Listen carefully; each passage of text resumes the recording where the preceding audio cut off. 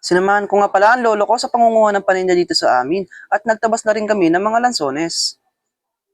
Hello mga kabundok, ako nga pala si John Michael Peralta at halina't samahan niyo ako sa aking pinakaunang vlog.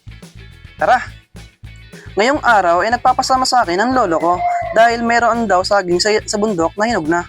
Kaya di na ako nagdalawang isip na sumama kasi wala naman akong gagawin. Joke! Eto na nga't nag-aalmusal na ako. Kain tayo mga kabundok. Habang ako'y nag-aalmusal, naisipan ko muna magpapogi sa camera. Baka kabundok yan. Joke! At yan mga kabundok, di pa ubos yung kape ko. Sheesh! Nag-A ka pa dyan, bilisan mo. Hinihintay ka ng lolo mo. Sabay outfit check. Ang sinuot ko nga pala dito ay jogging pants at long sleeve ng lolo ko para hindi ako katihin. Promise mga kabundok, pag ito sinuot nyo, wala kayong problema sa pag-uwi nyo. Galing di ba? Bilisan mo na, nagpapapogi ka pa eh. So dito mga kabundok, nagdala tayo dito ng sako. Tubig. Tapos, ang pinakamahalaga sa lahat, dapat hindi mo ito maiiwan ng itak. Palagi nga pala akong umiinom ng tubig bago umalis para hindi ako mauuhaw sa bundok. Dahil doon, hindi ka agad ako mauuhaw, di ba? Joke! 6 AM na nga ng umaga nung umalis kami. At yun, ang lolo ko, nakaupo sa may gedli oh. Sheesh! So yun mga kabundok, paahon na kami. Nakalokit nga pala ang bundok namin sa may Mount Makiling. Tapos ito, bangin. Ito naman yung daan papunta sa bundok namin. Tapos nung pinakuha sa akin ng lolo ko, yung aming kabayo na nagngangalang Ashley. Si Ashley ay isang mahihaing kabayo. Kasi ayaw na ayaw niya, sinasama ko siya sa vlog. Makikita daw kasi siya ng crush niya na si Vincent. Si Vincent nga pala ay isang matipuno at malakas na kabayo dahil siya ay nag-gym kada linggo. Kaya napaibig agad si Ashley. Kaso last year, binenta siya ng lolo ko. Ang aming kabayo na si Vincent. Kaya yun, di na sila ulit nakita ni Ashley. Sakit no? Aray! Balik tayo sa ginagawa ko. Dito ibibigay ko na nga pala sa lolo ko yung kabayo. Tapos yun mga kabundok, kinakabitan na ng lolo ko ang aming kabayo ng siya. Sa inyo ba mga kabundok? Anong tawag nito sa inyo? Comment nyo naman dyan sa ibaba na malaman ko. Pagtapos ilagay ng siya, nilagay naman namin yung bakid o yung basket na pinaglalagyan ng kung ano-ano para hindi na mahirapan sa paghahakot. Ang galing no? Wow! At yun, tapos na. Sasakay na ang lolo ko. Ang galing no? Parang nakasakay lang sa motor. Ang bundok nga pala namin ay may kataasan. Kaya pag umahon ka dito, para ka na rin nag-jogging ng 1 oras. Palagi nga palang maulan dito sa amin.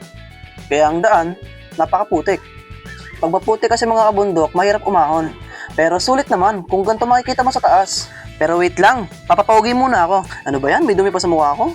Yan, ayos na. Background music, pasok!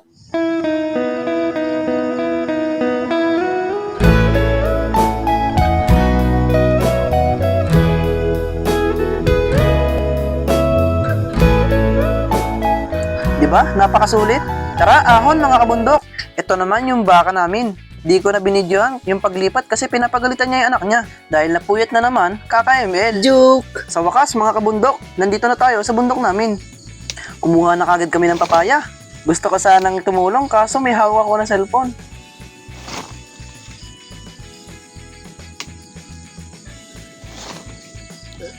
Yan, last. Dalawa. Konti na lang mga kabundok. Last 2 na lang.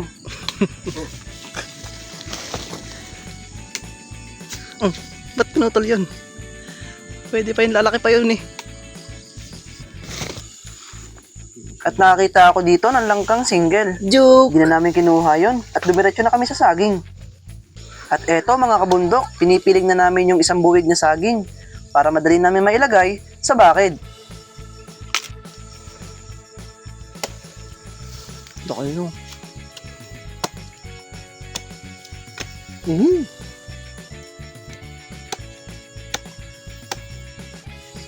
Pagtapos namin pilingin, ito na lahat na nakuha namin. Isang buwig na saging at kalahating sakong papaya. Guys, mga kabundok, nakuha natin. Ito na. 5 papaya daw ang kulang, kaya kumuha pa ako ng 5. 3 yan. Nandito isa.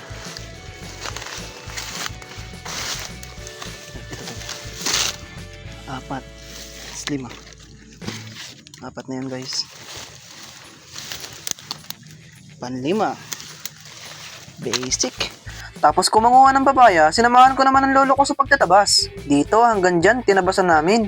Ang mga lansones na maliliit kasi natatabunan na ng mga malalaking damo. Mga kabundok, nakakita pa nga ako dito ng mga pipinito. O yung maliliit na pipino, kinakain to mga kabundok. At pagtapos nun mga kabundok, pinakuha na sa akin yung kabayo nang makauwi na kami dahil wala na kaming gagawin. Sa totoo lang mga kabundok, masaya ako dahil kahit minsan lang, natutulungan ko ang aking lolo sa mga gawain sa bundok. Hindi kasi ako palagi na makaahon gawa na nag-aaral ako. First year college kasi ako ngayon. Kaya sinisikap ko mag-aral na mabuti para mabigyan ng magandang buhay ang aking pamilya. Kaya mga kabundok, napaka-thankful ko sa mga natatanggap kong blessings sa ngayon. Dahil kahit papaano, nakakaraos kami sa buhay. Yun lang. At yun mga kabundok, kakadaldal ko patapos na pala kami sa ginagawa namin ngayon. Nagmamadali umuwi yung lolo ko kasi gutom na daw siya. Joke! So yun mga kabundok, katatapos lang namin mga magtabas-tabas ngayon at yun, pauwi na kami ng lolo ko. Ako'y nandito lang dito muna ako sa may taas dahil papahinga muna ako saglit. Yun lang guys, thank you for watching. Love you all!